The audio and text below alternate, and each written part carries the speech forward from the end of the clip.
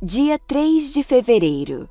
Capítulos de hoje, Lucas 6, Êxodo 20 e 21. Lucas 6. Certo sábado, enquanto Jesus passava pelas lavouras de cereal, seus discípulos começaram a colher e a debulhar espigas com as mãos, comendo os grãos. Alguns fariseus perguntaram: "Por que estão fazendo o que não é permitido no sábado?" Jesus lhes respondeu: Vocês nunca leram o que Davi fez quando ele e os seus companheiros estavam com fome? Ele entrou na casa de Deus e, tomando os pães da presença, comeu o que apenas aos sacerdotes era permitido comer, e os deu também aos seus companheiros.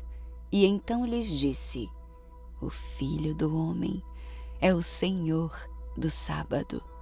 No outro sábado, ele entrou na sinagoga e começou a ensinar.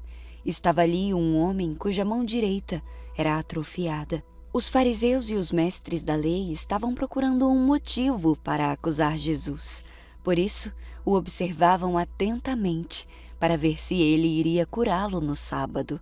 Mas Jesus sabia o que eles estavam pensando e disse ao homem da mão atrofiada: Levante-se e venha para o meio. Ele se levantou e foi. Jesus lhe disse: Eu lhes pergunto, o que é permitido fazer no sábado? O bem ou o mal? Salvar a vida ou destruí-la? Então, olhou para todos os que estavam à sua volta e disse ao homem: Estenda a mão. Ele a estendeu e ela foi restaurada. Mas eles ficaram furiosos e começaram a discutir entre si o que poderiam fazer contra Jesus. Num daqueles dias, Jesus saiu para o monte a fim de orar e passou a noite orando a Deus.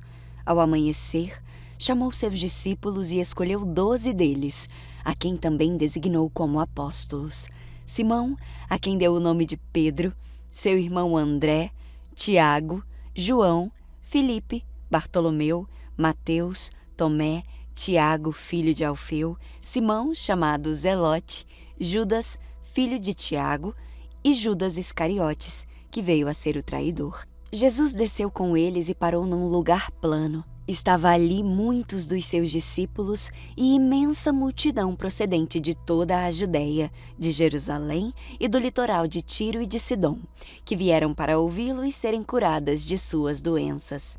Os que eram perturbados por espíritos imundos ficaram curados, e todos procuravam tocar nele, porque dele saía poder que curava a todos. Olhando para os seus discípulos, ele disse: Bem-aventurados vocês, os pobres, pois a vocês pertence o reino de Deus. Bem-aventurados vocês que agora têm fome, pois serão satisfeitos. Bem-aventurados vocês que agora choram, pois haverão de rir. Bem-aventurados serão vocês quando os odiarem, expulsarem e insultarem e eliminarem o nome de vocês como sendo mau por causa do Filho do Homem.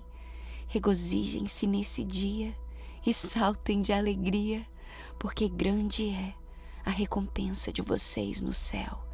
Pois assim os antepassados deles trataram os profetas. Mas ai de vocês, os ricos, pois já receberam sua consolação.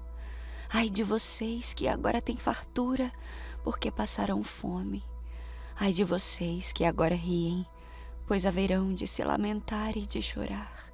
Ai de vocês, quando todos falarem bem de vocês, pois assim os antepassados deles trataram os falsos profetas.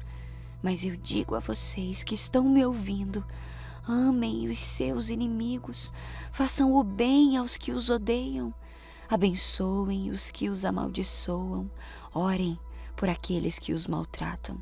Se alguém lhe bater numa face, ofereça-lhe também a outra.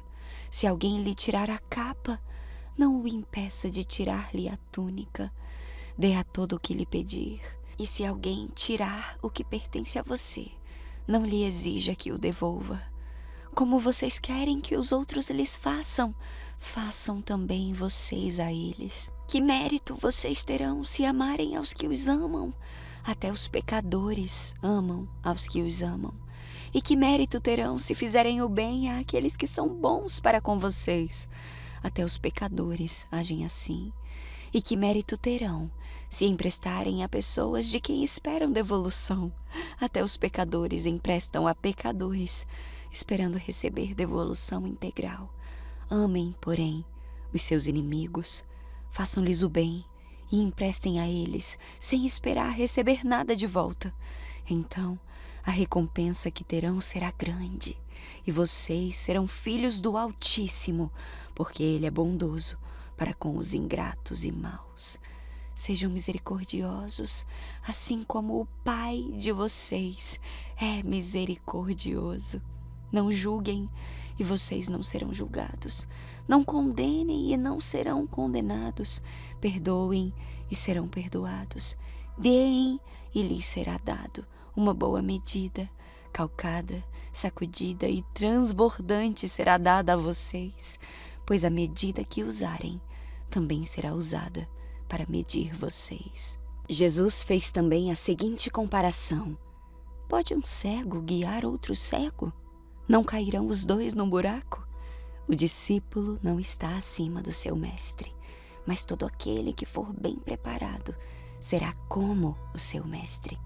Por que você repara no cisco que está no olho do seu irmão e não se dá conta da viga que está em seu próprio olho? Como você pode dizer ao seu irmão: irmão, deixe-me tirar o cisco do seu olho, se você mesmo não consegue ver a viga que está em seu olho? Hipócrita! Tire primeiro a viga do seu olho e então você verá claramente para tirar o cisco do olho do seu irmão.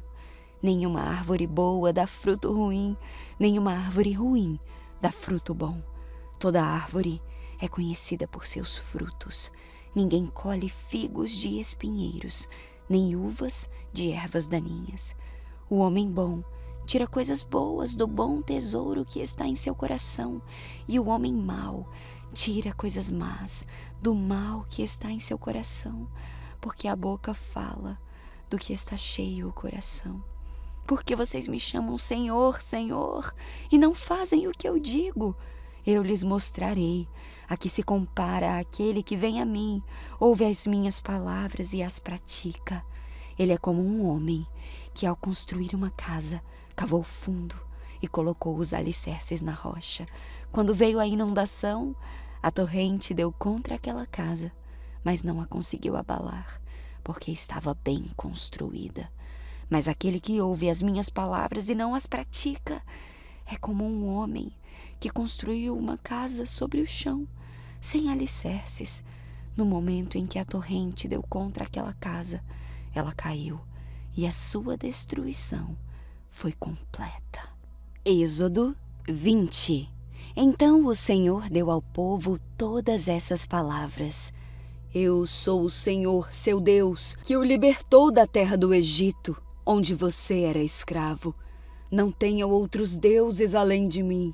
Não façam para si espécie alguma de ídolo ou imagem de qualquer coisa no céu, na terra ou no mar. Não se curve diante deles, nem os adore, pois eu, o Senhor, seu Deus, sou um Deus zeloso. Trago as consequências do pecado dos pais sobre os filhos até a 3ª e 4ª geração dos que me rejeitam. Mas eu demonstro amor por até 1000 gerações dos que me amam e obedecem aos meus mandamentos. Não use o nome do Senhor, seu Deus, de forma indevida. O Senhor não deixará impune quem usar o nome dele de forma indevida. Lembre-se de guardar o sábado, fazendo dele um dia santo. Você tem 6 dias na semana para fazer os trabalhos habituais, mas o 7º dia é o sábado do Senhor, seu Deus. Nesse dia, ninguém em sua casa fará trabalho algum, nem você, nem seus filhos e filhas, nem seus servos e servas, nem os seus animais, nem os estrangeiros que vivem entre vocês. O Senhor fez os céus, a terra, o mar e tudo o que neles há em 6 dias. E no 7º dia, porém, descansou. Por isso, o Senhor abençoou o sábado e fez dele um dia santo. Honre o seu pai e a sua mãe. Assim você terá vida longa e plena na terra que o Senhor, seu Deus, lhe dá. Não mate, não cometa adultério, não roube, não dê falso testemunho contra o seu próximo. Não cobice a casa do seu próximo, não cobice a mulher dele, nem os seus servos ou servas, nem o seu boi ou jumento, nem qualquer coisa que lhe pertença. Quando o povo ouviu os trovões e o forte som da trombeta, quando viu o clarão dos raios e a fumaça que subia do monte, ficou à distância, tremendo de medo. Disseram a Moisés: fale você conosco e ouviremos, mas não deixe que Deus nos fale diretamente, pois morreríamos. Moisés respondeu: não tenham medo, pois Deus veio desse modo para prová-los e para que o temor a Ele os impeça de pecar. Enquanto o povo continuava à distância, Moisés se aproximou da nuvem escura onde Deus estava. O Senhor disse a Moisés: diga ao povo de Israel: vocês viram com os seus próprios olhos que eu lhes falei do céu. Lembrem-se de que não devem fazer ídolos de prata ou ouro que tomem o meu lugar. Construam para mim um altar feito de terra e nele ofereçam holocaustos e ofertas de paz, sacrifícios de ovelhas e bois. Em todo lugar onde eu exaltar o meu nome, construam um altar. Eu virei até vocês e os abençoarei. Se usarem pedras para construir o meu altar, que sejam apenas pedras inteiras em sua forma natural. Não alterem a forma das pedras com alguma ferramenta, pois isso tornaria o altar impróprio para uso sagrado. E não usem degraus para chegarem diante do meu altar, para que a sua nudez não seja exposta. Êxodo 21. Estes são os decretos que você deve apresentar a Israel. Se você comprar um escravo hebreu, ele não poderá servi-lo por mais de 6 anos. Liberte-o no 7º ano, e ele nada lhe deverá pela liberdade. Se ele era solteiro quando se tornou seu escravo, partirá solteiro. Mas se era casado antes de se tornar seu escravo, a esposa deverá ser liberta com ele. Se o seu senhor lhe deu uma mulher em casamento enquanto ele era escravo, e se o casal teve filhos e filhas, somente o homem será liberto no 7º ano. A mulher e os filhos continuarão a pertencer ao senhor. O escravo, contudo, poderá declarar: eu amo o meu senhor, minha esposa e meus filhos. Não desejo ser liberto. Nesse caso, seu senhor o apresentará aos juízes. Em seguida, o levará até a porta ou até o batente da porta e furará a orelha dele com um furador. Depois disso, o escravo servirá ao seu senhor pelo resto da vida. Quando um homem vender a filha como escrava, ela não será liberta como os homens. Se ela não agradar o seu senhor, ele permitirá que alguém lhe pague o resgate, mas não poderá vendê-la a estrangeiros, pois rompeu o contrato com ela. Mas se o senhor da escrava a entregar como mulher ao filho dele, não a tratará mais como escrava, mas sim como filha. Se um homem que se casou com uma escrava tomar para si outra esposa, não deverá descuidar dos direitos da primeira mulher com respeito à alimentação, vestuário e intimidade sexual. Se ele não cumprir algumas dessas obrigações, ela poderá sair livre sem pagar qualquer coisa. Quem agredir e matar outra pessoa será executado. Mas se for apenas um acidente permitido por Deus, definirei um lugar de refúgio para onde o responsável pela morte possa fugir. Se, contudo, alguém matar outra pessoa intencionalmente, o assassino será preso e executado, mesmo que tenha buscado refúgio em meu altar. Quem agredir seu pai ou a sua mãe será executado.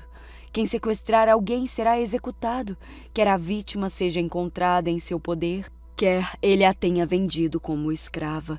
Quem ofender a honra de seu pai ou de sua mãe será executado. Se 2 homens brigarem e um deles acertar o outro com uma pedra ou com um punho e o outro não morrer, mas ficar de cama, o agressor não será castigado se posteriormente o que foi ferido conseguir voltar a andar fora de casa mesmo que precise de muletas. O agressor indenizará a vítima pelos salários que ela perder e se responsabilizará por sua total recuperação. Se um homem espancar seu escravo ou sua escrava com uma vara, e como resultado o escravo morrer, o homem será castigado. Mas se o escravo se recuperar em 1 ou 2 dias, o senhor não receberá castigo algum, pois o escravo é sua propriedade. Se 2 homens brigarem e um deles atingir por acidente uma mulher grávida, e ela der à luz prematuramente, sem que haja outros danos, o homem que atingiu a mulher pagará a indenização que o marido dela exigir e os juízes aprovarem. Mas se houver outros danos, o castigo deverá corresponder à gravidade do dano causado, vida por vida, olho por olho, mão por mão, pé por pé, queimadura por queimadura, ferida por ferida, contusão por contusão. Se um senhor ferir seu escravo ou sua escrava no olho e o cegar, libertará o escravo como compensação pelo olho. Se quebrar o dente de seu escravo ou de sua escrava, libertará o escravo como compensação pelo dente. Se um boi matar a chifradas um homem ou uma mulher, o boi será apedrejado e não será permitido comer sua carne. Nesse caso, porém, o dono do boi não será responsabilizado. Mas se o boi costumava chifrar pessoas e o dono havia sido informado, porém não manteve o animal sob controle, se o boi matar alguém, será apedrejado e o dono também será executado. Os parentes do morto, no entanto, poderão aceitar uma indenização pela vida perdida. O dono do boi poderá resgatar a própria vida ao pagar o que foi exigido. A mesma lei se aplica se o boi chifrar um menino ou uma menina. Mas se o boi chifrar um escravo ou uma escrava, o dono do boi pagará 30 moedas de prata ao senhor do escravo, e o boi será apedrejado. Se alguém cavar ou destampar um poço e um boi ou um jumento cair nele, o proprietário do poço indenizará totalmente o dono do animal, mas poderá ficar com o animal morto.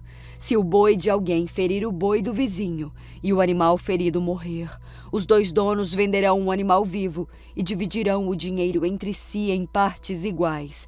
Também dividirão entre si o animal morto. Mas se o boi costumava chifrar e o dono não manteve o animal sob controle, o dono entregará um boi vivo como indenização pelo boi morto e poderá ficar com o animal morto.